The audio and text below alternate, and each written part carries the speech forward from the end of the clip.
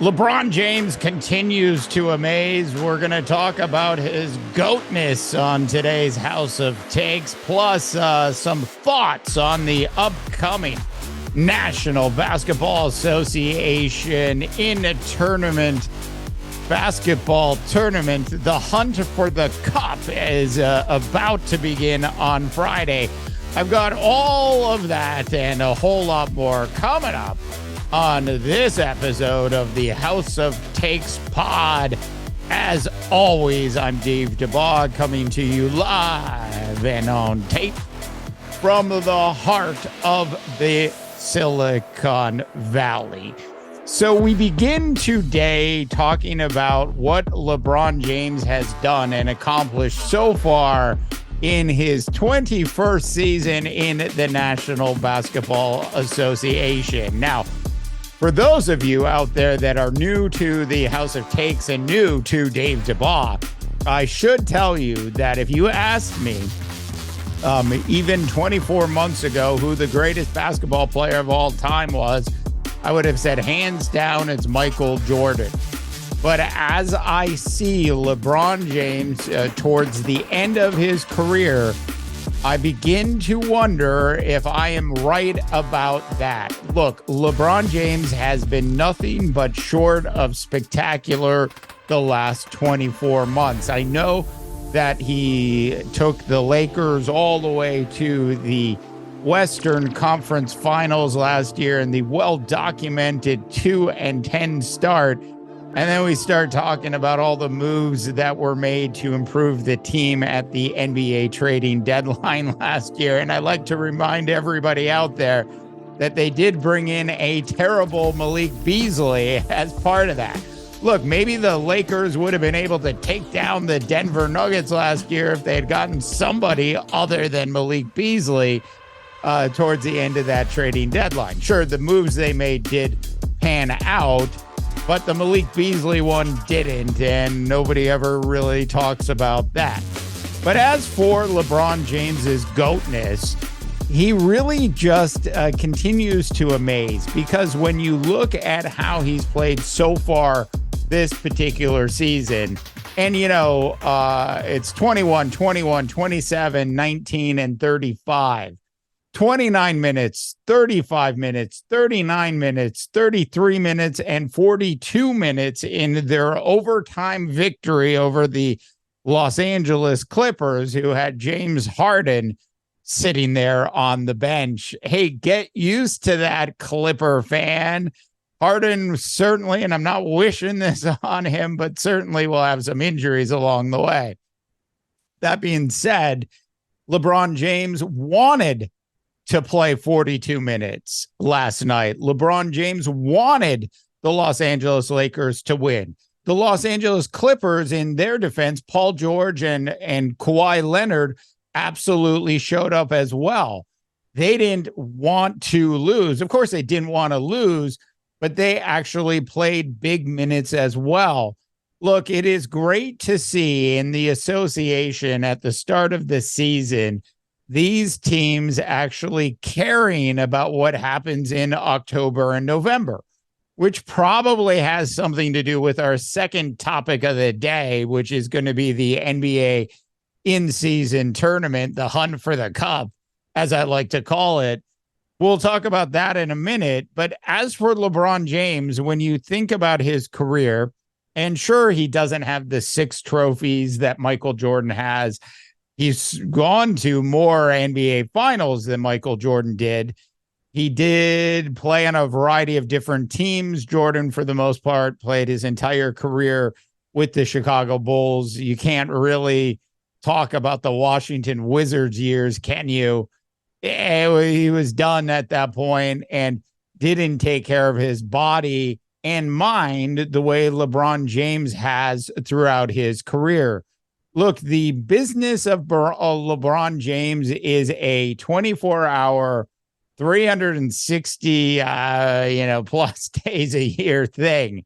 LeBron James goes out of his way to take care of himself, both on and off the court, both physically as well as mentally. And you've heard him speak about those two important aspects of his life numerous times, and I'm sure he will continue to talk about it on through his career and into retirement when he ends up owning a team in Las Vegas.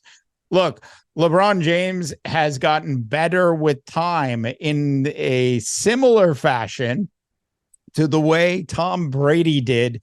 Look, you knew there was going to be a fall off eventually for a quarterback in the National Football League. Playing in the National Football League as long as Tom Brady played at the level that Tom Brady played at is basically the same thing we're seeing here with LeBron James at this point. It is far more difficult to stay healthy on a regular basis in the National Football League. But the NBA players do play considerably more games. It's a different type of wear and tear on their body, as well as a different type of mental strain that goes down. A lot of times when NBA players over the last couple of years have taken time off for physical reasons, it's also been for mental reasons. I think the impact that LeBron James is having on the older players in the National Basketball Association. Look, he's not going to play all the games this year, and I'm sure, like James Harden, will probably come down with an injury or two. But it is great to see that LeBron James, who has no reason, right, to even need another championship, wants another championship and understands the importance of winning games early in the season for this Los Angeles Laker team, a team once again that last year started out 2-10 and dug themselves a tremendous hole.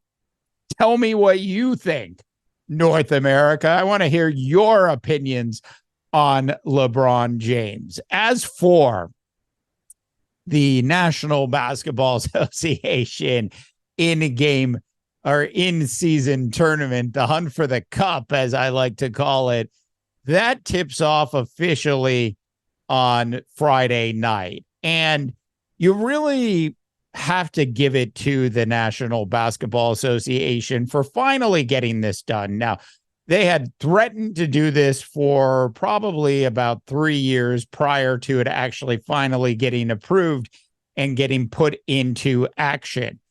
In other sports around the world, this is actually a common thing that occurs. It occurs in the MLS as well here in the United States. I mean, how else could you explain the Messi madness that went on, which was certainly tied into the fact that the Miami soccer team that Messi was playing on had no chance in hell of winning the MLS Cup this year, but they did have a chance in hell of winning an in-season tournament.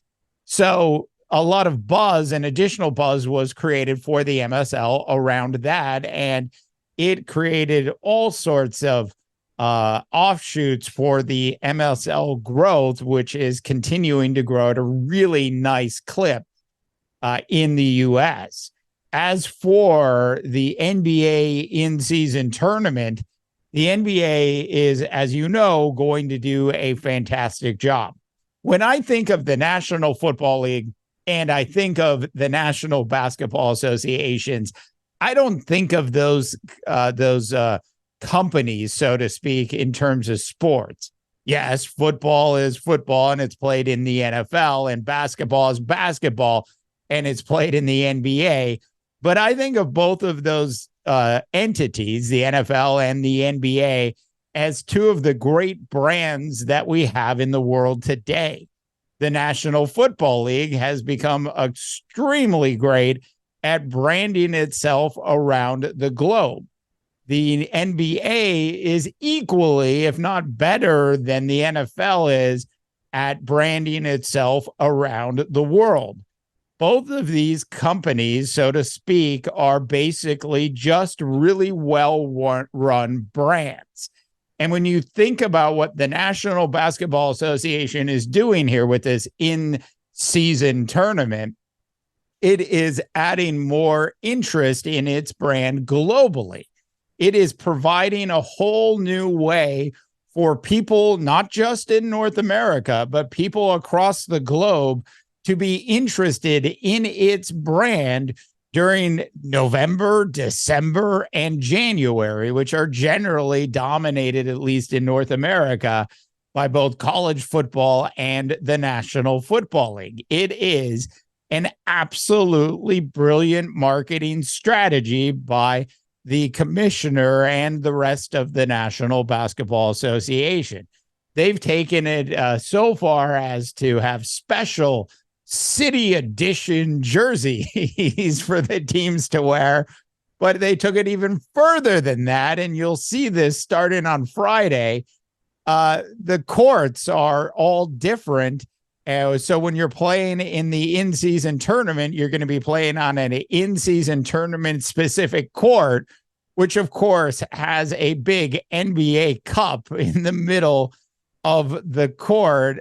It is just brilliant marketing by the NBA. They have thought of a lot of different things, and probably beyond all of the branding and the marketing and the concepts behind it, the players are actually really excited to be part of this as well, which is why I think during the first couple weeks of the NBA season, we've seen a lot of players really care about winning basketball games when maybe in previous years they would have taken nights off.